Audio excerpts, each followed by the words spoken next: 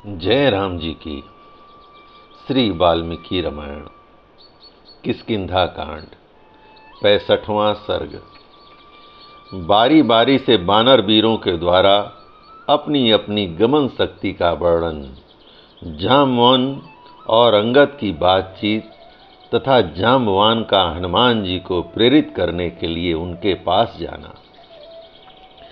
अंगद की यह बात सुनकर वे सभी श्रेष्ठ बानर लंबी छलांग मारने के संबंध में अपने अपने उत्साह शक्ति का क्रमशः परिचय देने लगे।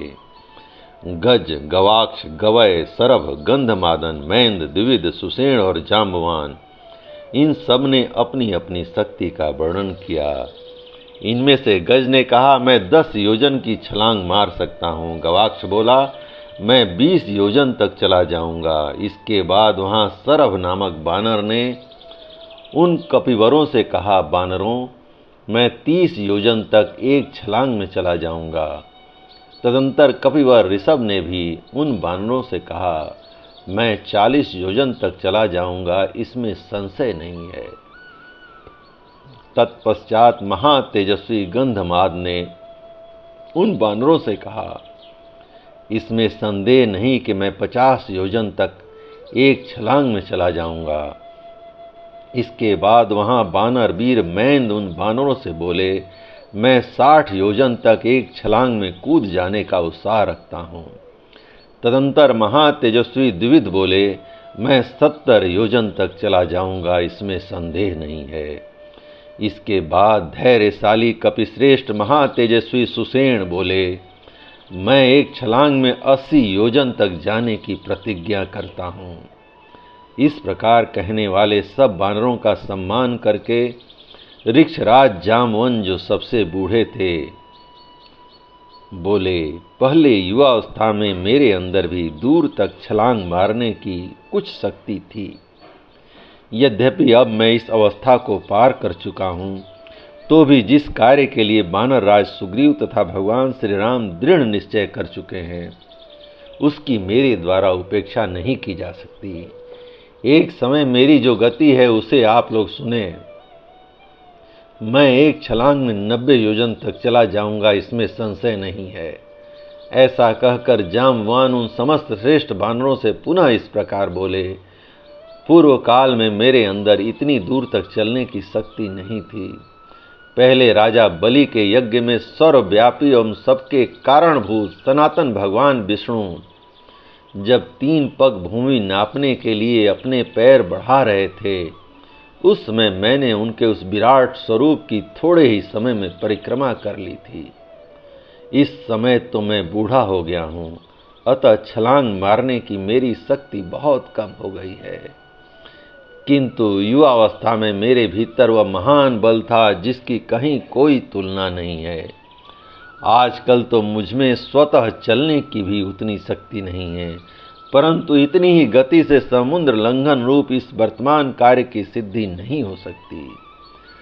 तदंतर बुद्धिमान महाकवि अंगद ने उस समय जाम्बवान का विशेष आदर करके यह उदारतापूर्ण बात कही, मैं इस महासागर के 100 योजन की विशाल दूरी को लांघ जाऊंगा, किंतु उधर से लौटने में मेरी ऐसी ही शक्ति रहेगी या नहीं, यह निश्चित रूप से नहीं कहा जा सकता।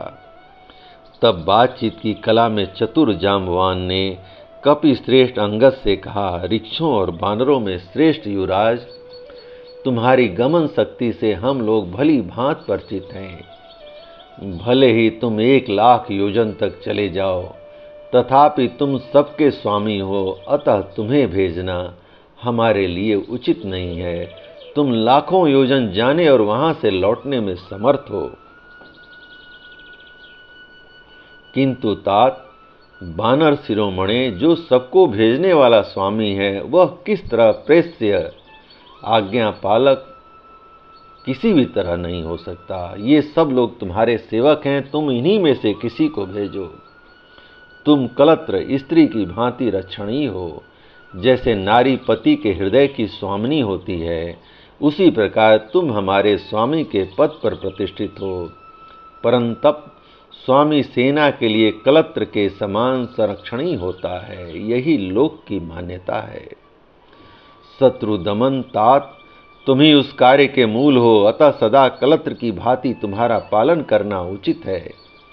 कार्य के मूल की रक्षा करनी चाहिए, यही कार्य के तत्व को जानने वाले विद्वानों की नीत है, क्योंकि मूल के रहने पर ही सभी गुण सफल सिद्ध होते हैं। अतः सत्य पराक्रमी शत्रु दमन वीर, तुम ही इस कार्य साधन तथा बुद्धि और पराक्रम से संपन्न हेतु हो।